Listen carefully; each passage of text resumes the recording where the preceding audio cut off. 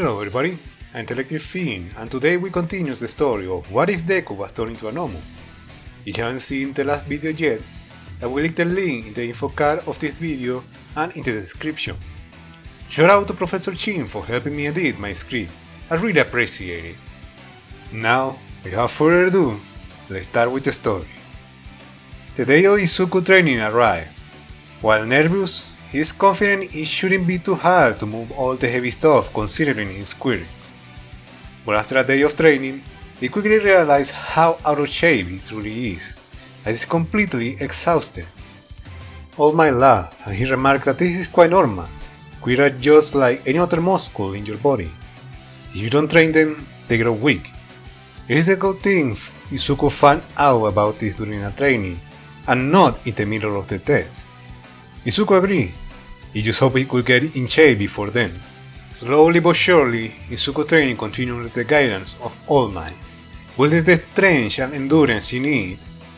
He started using his quirks more naturally, with All Might suggesting that he not see his quirks as multiple single quirks, but one big quirk. It took Izuku to get used to synergizing his quirks together. After a slow start, Izuku training started to pick up speed and he began to have an easier time cleaning the beach using his quirks. Soon, he was using and synergizing his quirks naturally, using his enchant sense to keep up with his empowered state. He effortlessly cleaned the beach completely before the 10 months are done. Midoriya, while nervous, feels more confident into taking the UF test. All Might suggests he use the remaining days for a small workout and studying before wishing him good luck. He's looking forward to seeing him among the new students who will join the UA. The testing day finally arrived and Izuku is standing in front of the entrance shaking anxiously. Even with his training and familiarity with his quirk, he can't help himself from feeling nervous about this moment. Suddenly, an explosive shout startled Izuku, making him jump. It was Bakugo, telling Izuku to hurry up before they were late for the test. Izuku held his chest and he catch his breath. He tells Bakugo he just never imagined this moment would feel like this. Bakugo replied he shouldn't make a big deal about it. It's just another test. But Bakugo, being Bakugo, can help but tease Izuku. He tells Izuku he better pass the test, or else he will find him and beat him up. He then pat him in the back and tells him to break a leg before walking away. Izuku laughs nervously at the aggressive way Bakugo always has to cheer him up. He takes a deep breath to calm down and takes his first step forward to take the test, and he trips. Izuku's body stiffens and he falls, only able to think, I can't even take my first step out here without failing. But suddenly, he stopped and he floated in the air. The nervous boy screamed in the air before a kind voice asked him if he was okay. Izuku eventually gets back on his feet and sees his savior, Ochakuraka, standing next to him.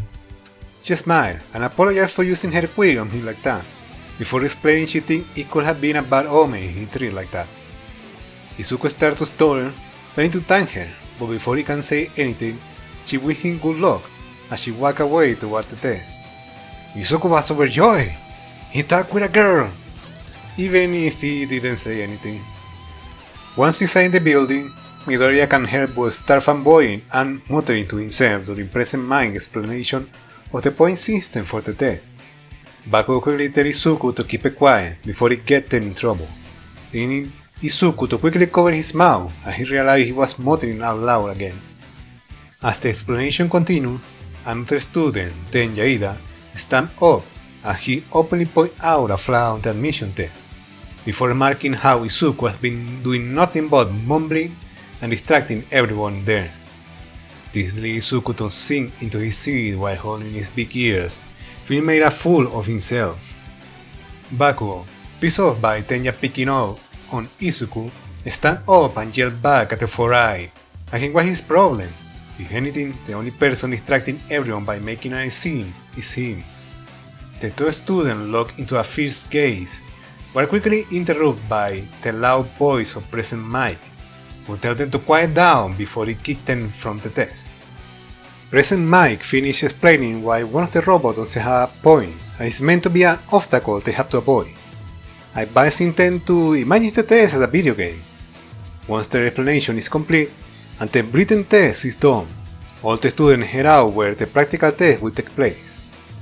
Izuku was shaking like a leaf in the testing area, and he saw everyone starting to stretch and warm up. Bakugo sees Izuku and approaching from his blind side, startling the nervous boy. He tempted Izuku to avoid thinking about the others, focus on the robot, and pretend they are trash and need to be disposed of, and more than that.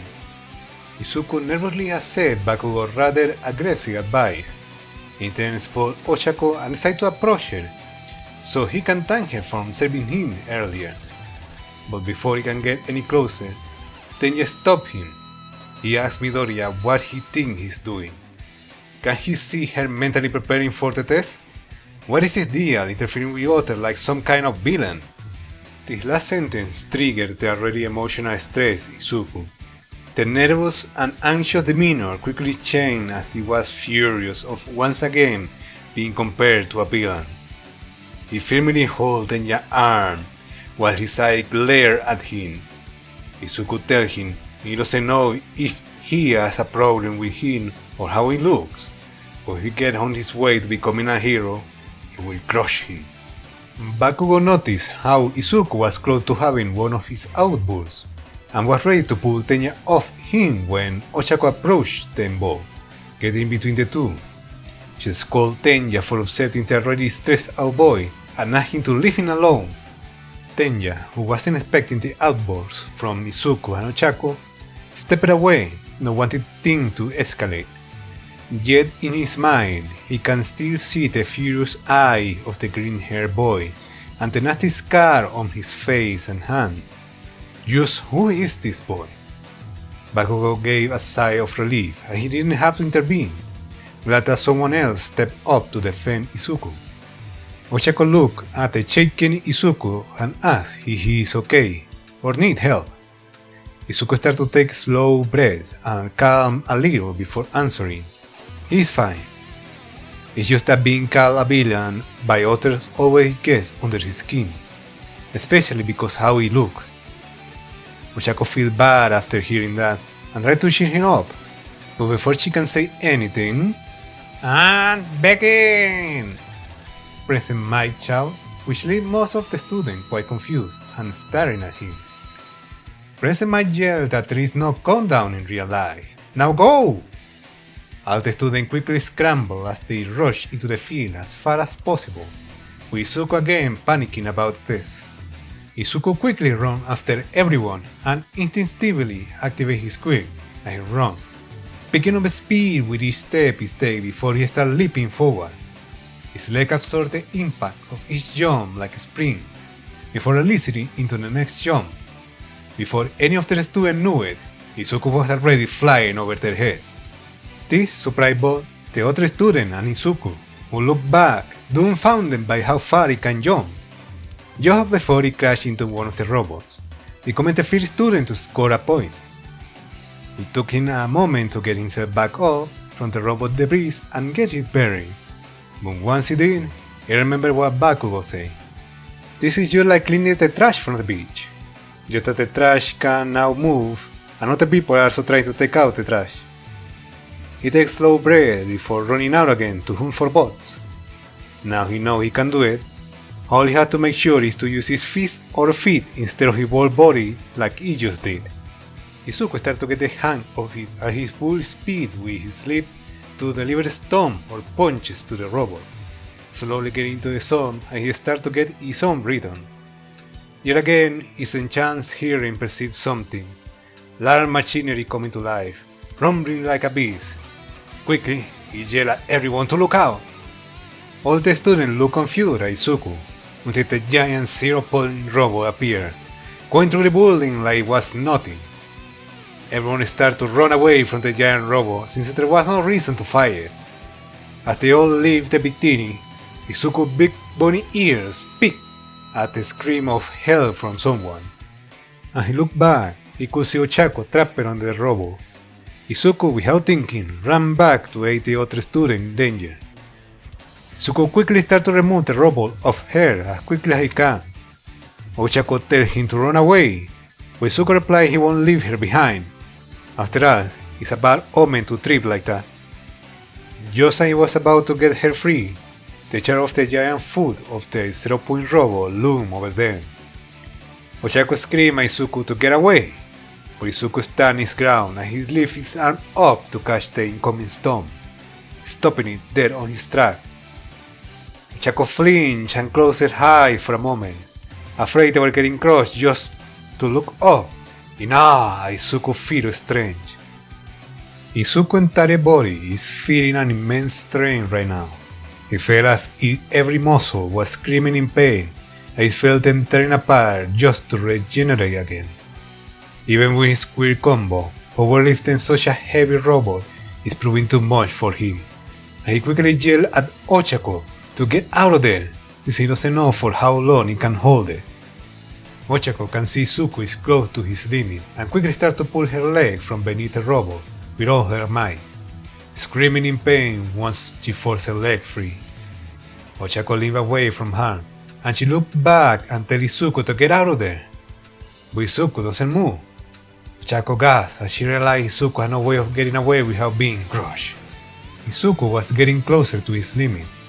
Even his regeneration has a hard time keeping up with the damage that is being done to his body. Suddenly, the wave above him became lighter somehow. He opened his eye and saw Ochako next to him, using her query on the giant foot above them. Izuku, in shock, asked her what she doing. She had to get away, but Ochako, despite feeling increasingly sick right now after using her anti-gravity on something so heavy, refused to leave Izuku on his own. This gave Izuku enough time to come up with a plan, quickly storing the kinetic energy inside of him in the hope of pushing the robot back. Both students were pushing themselves beyond their limits. Ochako even started puking rainbows, yet she refused to give up. Izuku was trying to push the machine up, hoping he could throw it off balance enough for the kinetic blow to topple it over. Yet his body didn't respond. That is when the sound of multiple explosions started to grow closer to them. A loud scream echoed on the test area as Bakugo screamed at the giant robot, "Die, you trash!" blasting the head of the machine with the biggest explosion he could make. They gave Izuku a chance, and he released all the kinetic force he had stored inside him up from his hands toward the giant robot, pushing it back, just as Ochako finally released her quirk. The giant machine came crashing down thanks to the effort of the three students, making the ground shake on impact. Izuku gave a sigh of relief, while Ochako wasted no time to go behind some robot, as she had quite a severe nausea. Izuku tried to go after her to see if she's okay, but all he managed to do is fall forward as his body stopped to respond. Every fiber in his body feels like it's burning after that's done. Unless everyone is safe. But why do you hear Bakugo scream growing closer? The explosive boy lands on top of Izuku's back, and he barely manages to slow his fall after he overdid it with that big explosion, thanking Izuku for cushioning his fall, with the green-haired boy only managing to reply with a groan of pain. Finally, the test ended.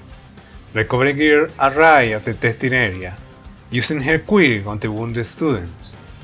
Eventually reaching the trio, she expressed her concern about how badly wounded they were, before using her query on them, quickly recognizing Izuku among them. A smile appeared on her face as she was happy Izuku decided to take the test. Izuku thanked her, stumbling back on his feet before making sure the other two are alright. Ochako gave Izuku a thumbs up, her leg still kinda wobbly, while Bakugo just coughed before telling Izuku they are now even. Izuku was confused before remembering the slug incident and how he pushed Bakugo away when the slug villain attacked. Izuku nodded, but couldn't help but tease his friend a little about how he saved him after he used his body to cushion his fall. This led to Bakugo picking him up by the shirt angrily and shaking him in the air, telling him that it doesn't count. Izuku nervously loud at it while Oshako stared at the two. What a strange friendship. With the test over, they all return to their home and wait for the result.